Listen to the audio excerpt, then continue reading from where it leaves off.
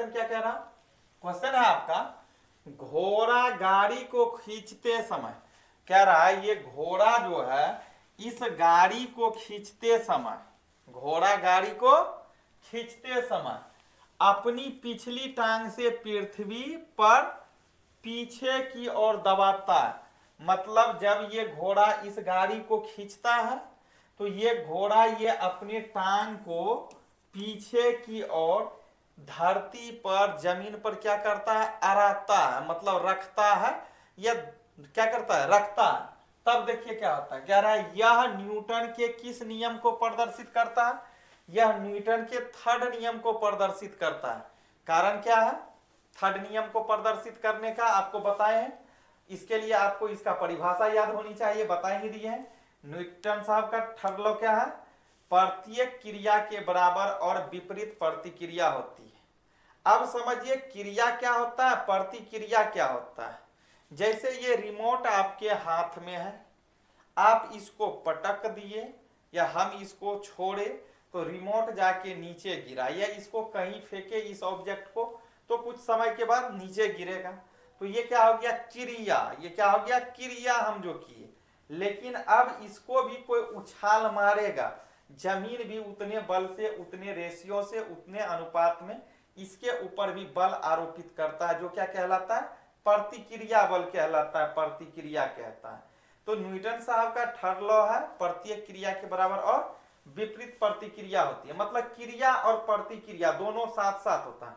जैसे आप गेंद देखे होंगे, ये वाला बैलून हुआ है, ये वाला क्या है, बैलून को आप देखें ऐसे ऐसे ऐसे ऐसे, ये क्या है, सॉरी ये बैलून ही, ये क्या है, गेंद है। आप इस गेंद को देखे हैं, ये गेंद को अगर आप जमीन पर इस फर्श पर जोर जोर से पटकेंगे या दीवार पे पटकेंगे या जमीन पे जब फेंकते हैं इस गेंद को, तो जमीन भी उतने बल से इसको ऊपर की ओर क्या करता है, उछाल मारता है। तो यही हुआ, क्रिया के साथ साथ क्या हो गया, प्रतिक्रिया हो गया।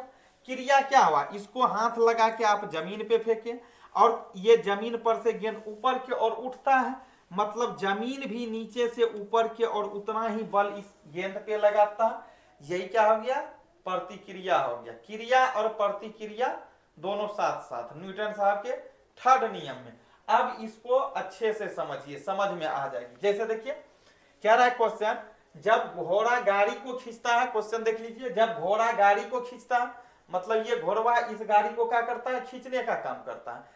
तब ये घोड़ा जो है अपने इस पिछले पांव को जमीन पर अड़ा देता है, जमीन पर ठोकता है। तो यह किस नियम को प्रदर्शित करता है, तो न्यूटन साहब के किस नियम को प्रदर्शित करेगा, गति के तृतीय नियम को, न्यूटन साहब के तृतीय नियम को। कारण क्या है, इसको आगे बढ़ने का कारण क्या है, ये जिस अनुपात में, जिस रेशियो से ये क्या करता है, जमीन को ठोकर मारेगा घोड़ा, उतने ही परिमाण में, उतने ही बल घोड़ा के ऊपर कौन लगाएगा, जमीन लगाता है आगे की ओर, जिसके कारण क्या होता है, ये टमटमुआ वाला चलते रहता, टमटम इसके पीछे पीछे क्या होते रहता, दौड़ते रहता। और भी बहुत से कारण है इसमें, गति का भी कारण बता ही दिए इसमें, और घर्षण का भी कारण है, फ्रिक्शन का और भी कारण है। तो पहले आपको ये जानना है, न्यूटन साहब के थर्ड नियम को समझने के लिए आपको पहले क्रिया और प्रतिक्रिया दोनों बल को समझना होगा। जब तक आप क्रिया और प्रतिक्रिया बल को नहीं समझ रहे हैं, तब तक आप कभी भी किसी भी हालत में इस चीज को नहीं समझ सकते हैं, न्यूटन साहब के थर्ड नियम को। तो हमेशा याद रखना है, न्यूटन साहब के थर्ड लॉ को याद करने के लिए क्रिया और प्रतिक्रिया दोनों को समझना है। अब क्रिया क्या